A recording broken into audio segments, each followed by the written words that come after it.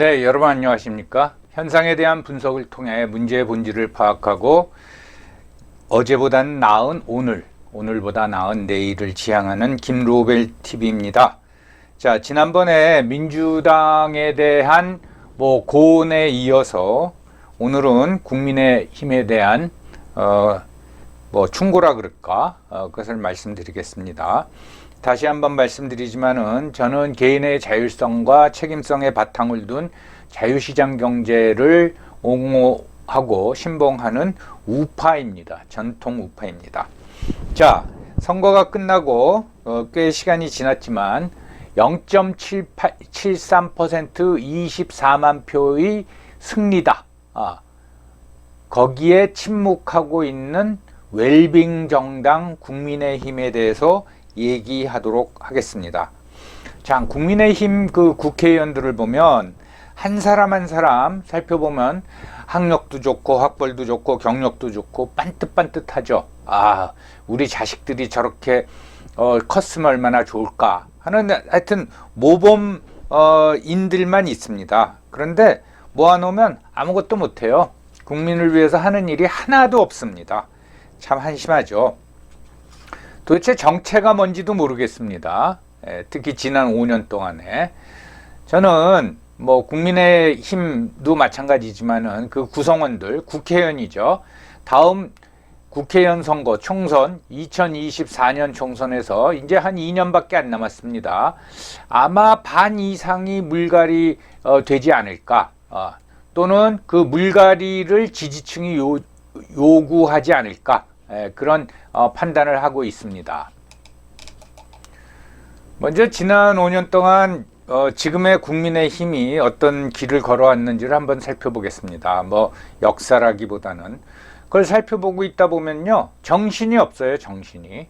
자, 이게 원래는 1990년도 소위 3당 합당으로 민주정의당, 통일민주당, 신민주공화당이 합쳐서 민주자유당, 보수대연합이라고 했는데 민자당으로 출범했다가 1995년에 YS가 대통령이 된 후에 이름을 신한국당으로 만들었습니다. 그러니까 이제는 3당 합당이 아니다. 내 당이다. YS당.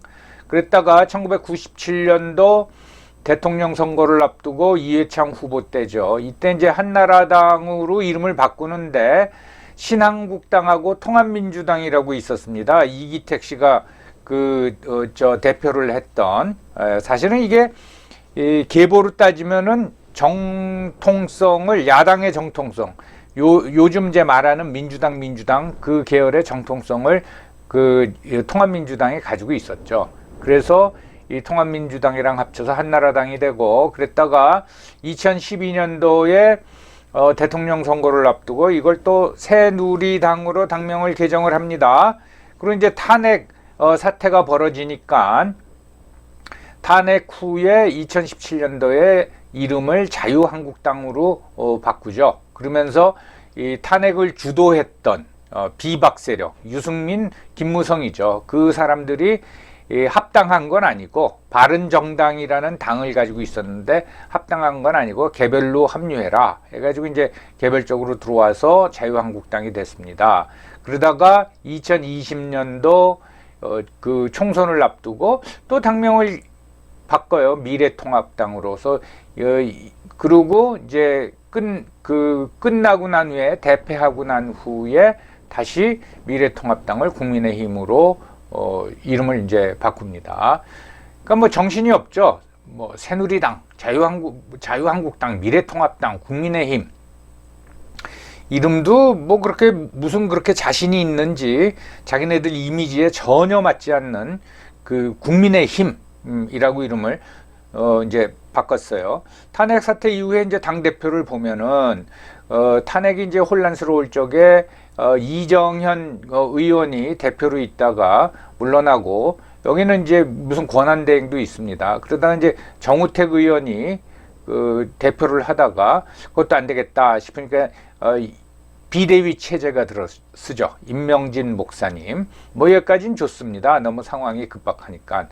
그리고 비대위가 끝나고 나니까 정우택 의원이 다시 당 대표가 되고, 그리고 2017년도에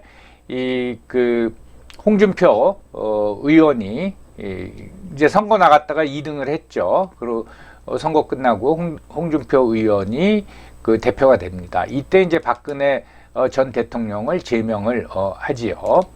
그리고 김성태 의원이 그 대표하고 그러다 또 뭐 잘 안 되니까 또 이 저걸로 비대위 체제가 또 들어서서 김병준 씨가 비대위원장이 됩니다.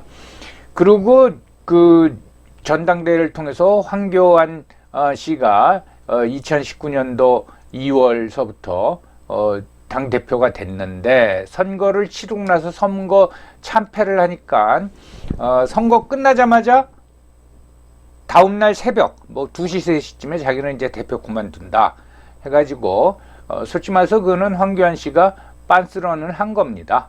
그러니까 황당해졌죠. 당도. 그래서 이제 심재철 씨가 대표를 하다가 그 다음에 주호영 그러다 또 이제 진짜 웃기는 일이 벌어졌죠. 김종인 씨를 비대위원장으로 모시고 옵니다. 뭐 길게 하진 않았어요. 2020년 6월서부터 9월까지 했는데 진짜 코미디 같은 일이 일어나는 거죠. 김종인 씨가 비대위 하고 그러다가 이제 주호영 씨가 다시 대표하고 김기현 씨가 대표하고 그리고 전당대회를 통해서 이준석 씨가 대표가 돼서 그동안 이제 뭐 선거도 치르고 지금까지 진행되고 있는 겁니다. 물론 이게 이렇게 지도부가 자주 바뀌고 비대위가 3번이나 들었었어요. 그래서 무슨 비상대책을 얼마나 마련했는지도 잘 모르겠고 코미디 같은 일이 벌어지는데 물론 이게 이제 당의 구심점도 없고 리더십이 없으니까 이런 현상이 벌어졌지만은 이 과정에서 전체적인 당내 기강이 굉장히 흐트러졌습니다. 의원들은 말할 필요도 없고 당요라 그러죠. 그러니까 당의 직원들도 다 흐트러져 가지고 그 국민의힘 또는 미래통합당 또는 자유한국당에서 어떤 뭐 이 최고위원 회의하고 그러면 그 내용이 곧바로 저 여권 뭐 청와대까지 포함되겠죠. 그대로 전달됩니다. 뭐 좀 나쁘게 말하면 뭐 간첩이 우글우글 되는 그런 당이 돼버렸어요. 자, 어쨌든 국민의힘은 문재인 정권 하에서 제1야당이었어요. 그러면 제1야당의 역할을 뭘 했느냐 기억이 안 나죠. 저는 기억나는 거는 뭐 인사청문회 때 문제제기 좀 하는 거 하고 그 다음에 이현주 의원은 뭐 무소속이었죠 사실. 다른 의원은 생각이 안 납니다. 윤희숙 의원이 막판에 지난 선거 끝나고 국회의원에서 등단하면서 뭐 아주 날카롭고 또 대안을 많이 이제 제시를 했죠. 그러니까 용기가 없는 거예요. 그리고 또 하나 이제 황교안 대표가 2019년이죠. 2019년 11월에 뭐 조국 사퇴하고 그 다음에 그 공수처법 통과 때문에 단식을 하죠. 그런데 이때 이제 이현주 의원이 삭발을 했습니다. 항의를 해가지고 삭발을 할 적에 황교안 대표도 삭발을 하죠. 삭발을 한 후에 이제 단식에 들어가는데 그래서 9명이 삭발을 했습니다. 그때 이제 중진 중에는 오선인 이주영 의원, 그 다음에 심재철 의원들이 했는데 더 이상 안 따라와요. 나는 이제 재밌는 게 이현주 의원이 또 다른 여자 의원도 삭발을 했습니다. 할 적에 그때 이제 그런 말이 있었습니다. 나경원 의원이 원내대표인데 나경원 의원은 언제 삭발할 것인가. 그게 타이밍을 절묘하게 잡았으면은 나경원 의원이 삭발했으면 저는 큰 반향을 일으켰다고 봅니다. 그래서 본인의 뭐 이미지 구축에도 좋을 것 같고. 근데 결국은 안 하더라고요. 뭐 고민한다 그러더니 안 하더라고요. 물론 이제 여성들이 이제 삭발을 하면 어떻게 보면 남성들보다는 조금 보기가 그렇죠. 비군이 같죠. 근데 그때 나경원 원내대표가 삭발을 했으면은 정말 저는 히트 쳤을 거라고 봐요. 예. 그래서 왜 우리 그 승무라는 시가 있지 않습니까? 얇은 사 하얀 꽃갈은 뭐 고이 접어 나빌래라. 그래서 나경원 의원이 삭발을 한 모습이 쫙 도하 신문에 쫙 뜨면은 정말 새로운 시가 나올 거라고 전 예상을 했어요. 나경원의 가느다란 검은 머리카락은 밑으로 떨어지며 나빌레라. 예, 이 기회를 놓치는 겁니다. 이 기회를 잡아야 되는 거죠. 그러니까 그건 뭐냐면 용기가 없는 거예요. 자기의 그 머리를 이렇게 삭발한 모습을 보여주기가 싫은 거죠. 예, 아무튼 한마디로 말해서 무기력하고 웰빙 정당이에요. 이건 뭐 제가 처음 말한 게 아니라 김문수 지사가 예전에 해변가에 바캉스 때 해변가에 놀라운 그 사람들 같은 웰빙 정당이다. 뭐냐면 태도가 감나무 밑에 딱 그 입 벌리고 앉아가지고 감은 언젠가 떨어진다. 자기 역할은 안 하는 겁니다. 그 자기 지지층이 있지 않습니까? 적어도. 그런데 그 사람들의 기대에 전혀 부응하지 않는 거예요. 뭐냐면은 방역, 이 코로나 코비드19 때문에 자영업자가 그렇게 고생을 하고 그 다음에 국민들의 자유를 속박받고 부작용이 무수하게 나타나는데 아무 소리를 안 하는 거예요. 방역 대책. 결국은 지금 어떻게 됐습니까? 뭐 하루에 뭐 40만 명까지 감염자가 나오는 이런 그 파행이 오도록 방치한 게 그 국민의힘입니다. 원내 대책이 있었습니까? 원내 대책도 없어요. 예. 그리고 뭐 적자 예산, 퍼주기 예산으로 적자 예산 하는데 이것도 제대로 문제 제기 못하고 또 하나는 홍콩에서 민주화 시위가 일어나지 않았습니까? 거기에 대해서 아무런 말을 안 해요. 물론 이제 몇 명은 언급을 했습니다. 이준석 그 당시 뭐 대표는 아니었던 것 같고 한데 전혀 언급을 안 해요. 이건 당 지도부가 분명히 얘기를 해야 되는 거 아니겠습니까? 예. 근데 무슨 뭐 입 잘못 열면은 그 중국 입국이 금지될까봐 겁나서 그런지 전혀 언급을 안 하고 해요. 그냥 가만히 감 떨어지기만 이제 기다리는 겁니다. 그 다음에 더 웃기는 건 2020년 총선을 앞둔 공천 파동 여러분 기억하시죠? 진짜 개판으로 공천을 했죠. 아니 저는 정당을 이렇게 관찰하면서 공천심사위원장이 중간에 바뀌는 거를 처음 봤어요. 네. 근데 바뀌었잖아요. 얼마나 개판으로 공천을 했으면은.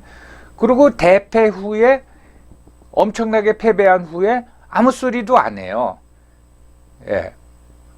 이때 또 웃기는 거는 전략적으로 영입한 사람이 있었습니다. 그건 뭐 이현주 의원도 마찬가지고 몇 명이 있는데 왜 꼭 떨어지는 데다가 공천을 주냐 이 말이죠. 전략적으로 영입해 왔으면은 그 사람들이 붙을 만한 데다가 공천을 줘서 그 사람들이 원내에 진입하면은 아마 엄청난 투사로서 싸웠을 겁니다. 다 떨어졌습니다. 다 떨어졌어요. 예. 아무튼 그리고 그 부정선거 의혹이 그렇게 많은데도 침묵하는 거예요. 그때 뭐 지금 대표하는 이준석 대표는 뭐라 그랬냐면은 부정선거 의혹을 뭐 시민단체 이런 데서 제기하니까 무슨 소리 하냐고, 내가 떨어진 사람인데 내가 아무 소리 안 하는데 무슨 부정선거가 있냐고. 예? 참 그 한심하죠. 예. 그 다음에 뭐 최근엔 여러분 윤석열 후보를 대통령 후보로 선출한 후에 행태를 보세요. 무슨 선관위원장 김종인 뭐 이준석이 꼬장 부리고 홍준표도 꼬장 부리고 선거 한 달 전까지 그러지 않았습니까? 근데 그런 거 보면은 윤석열 당선인이 정치 감각이 있는 건지 누구 조언을 받았는지 참 대단한 게 아예 선거대책위원회를 없애버린 거 아닙니까? 니들 그렇게 시끄럽게 놀 거면 없애버려. 예. 이건요 꼬장을 부릴 일이 아닙니다. 정당은 대통령 후보가 선출이 되면은 그 대통령 후보를 중심으로 뭉쳐야 되는 거예요. 그리고 현실적으로 거기에 아닌 말로 엉길 수도 없어요. 근데 엉기더라고요. 김종인, 이준석, 홍준표. 그러니까 선거대책위원회를 아예 없애버렸잖아요. 예. 그리고 선거 그 대책마저도 어떤 전략적 대책이 없었습니다. 그냥 윤석열이라는 브랜드 하나 가지고 선거에 뭐 투표 결과만 보면은 간신히 승리한 걸로 나오잖아요. 윤석열이라는 브랜드가 없었으면은 실질적으로 투표에서 이기고도 개표에서 질 수도 있었던 거예요. 전략적인 선거 대책도 것도 하나도 없었어요. 부정선거 뭐 방지 대책 이런 것도 없었습니다. 말로만 하고. 그래서 요전에 제가 말씀드렸잖아요. 윤석열 후보가 저도 사전투표했습니다. 사전투표 참가해 주십시오. 그런 완전히 문외 적인 걸 했단 말이죠. 이건 제가 이제 오래전서부터 주장을 한 건데, 앞으로는 서울입니다. 서울.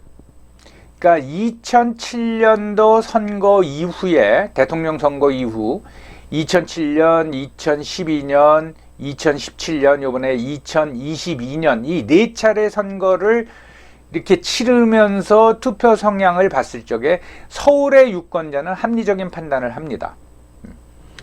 서울의 유권자는 이 바람에 휩쓰이지 않고 조금씩 합리적인 투표를 하는 경향이 보입니다. 뭐 당연하겠죠. 전국 각지에서 다 모였으니까. 그래서 이 서울에 집중을 해야 됩니다. 어느 정당이나. 네, 뭐 그런 대책도 없고. 그래서 뭐 요번 개표 결과를 다 믿을 건 아니지만 어쨌든 결과적으로 보면 윤석열 후보가 서울선 이기고 경기에서는 지는 걸로 나오잖아요. 그래서 서울이 관건이라는 거예요. 그래서 말씀드린 대로 수도권은 서울에서 여론이 형성돼서 경기 인천 쪽으로 퍼지는 거란 말이죠.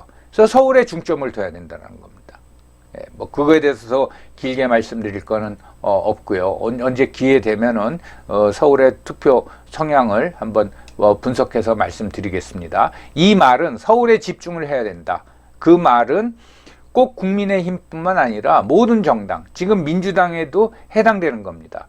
근데 서울 유권자들의 지지를 얻으려면은, 설득하려면 합리적이어야 됩니다. 억지를 부려서는 안 된다라는 거죠. 그런 무기력함도 중요하지만은 아무것도 안 했어요.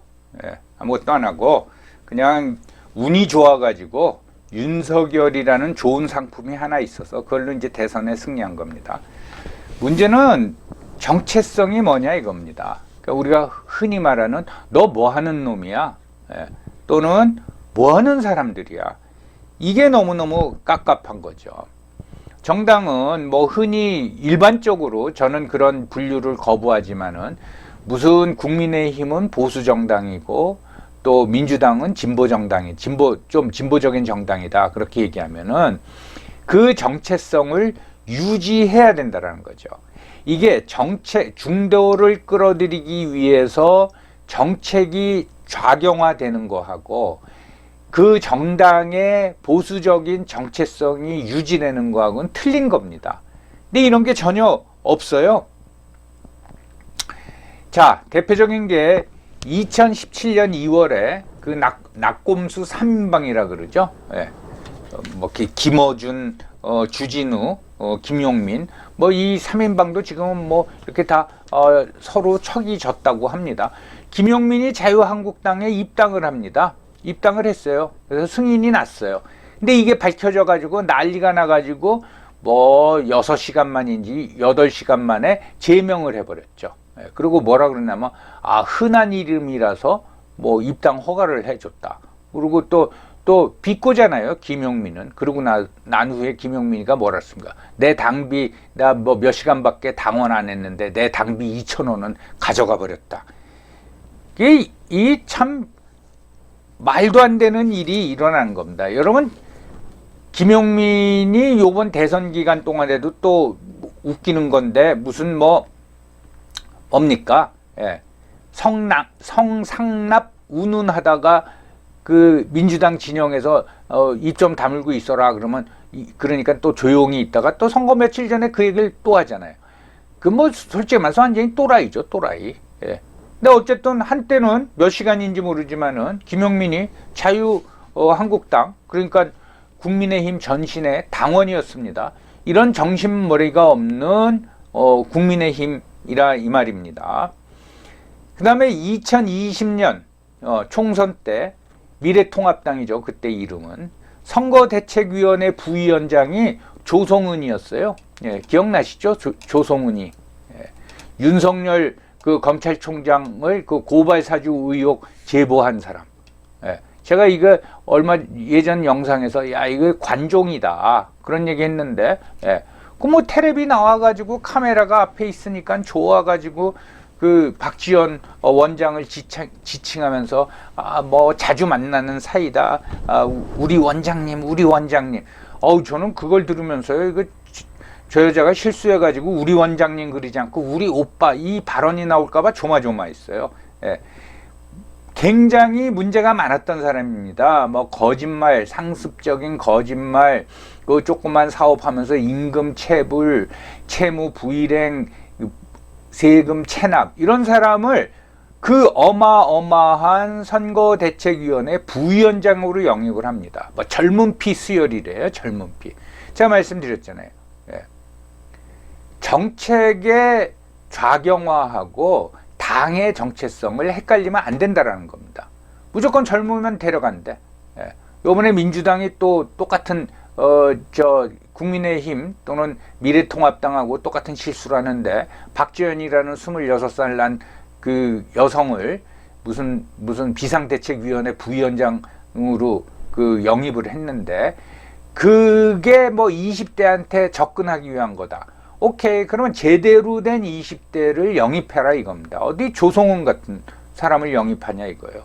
그런데 더 웃기는 거는 조성은이 선거 후에도, 그러니까 대선 끝난 후에도 윤석열 당선인을 조롱하잖아요. 김오수 검찰총장 그 용퇴를 둘러싸고 뭐라 그랬습니까? 오수가 구수보다 낫잖아요.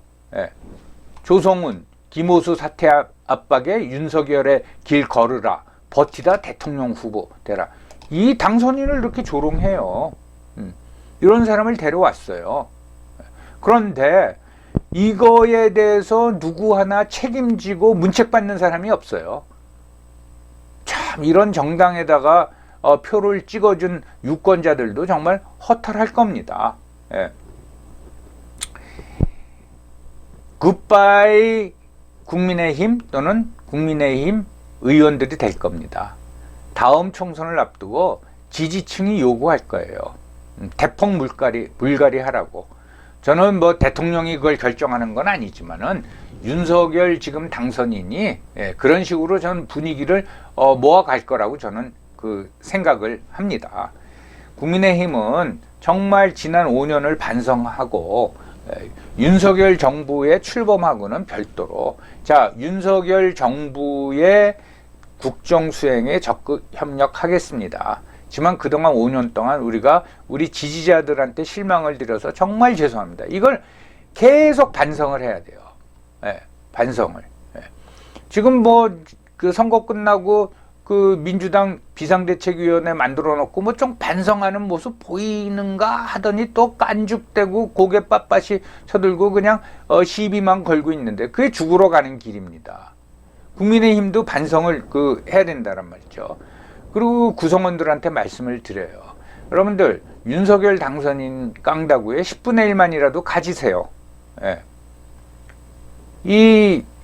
그래야지 신뢰가 가고 지지 세력이 신뢰를 보내고 본인이 크는 거란 말이죠.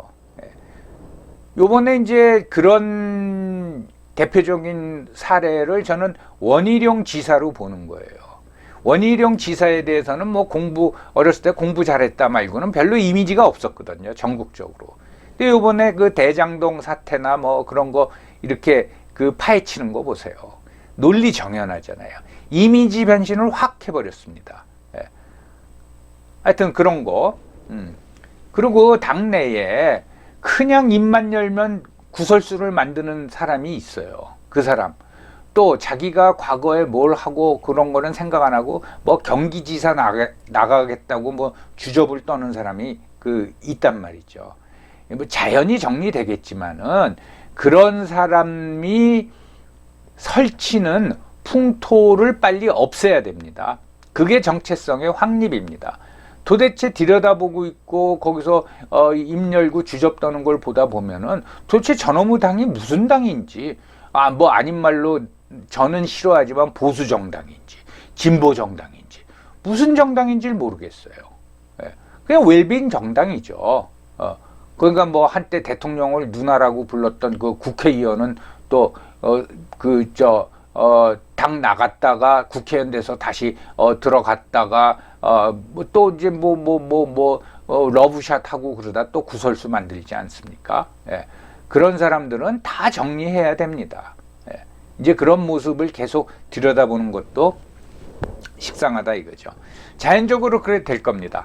자, 국민의힘 국정 운영에 최대한 협조하겠다라는 건 전제고, 그렇지만 그동안 5년 동안 우린 너무너무 잘못했고 무기력했습니다 라고 계속 반성해야 됩니다.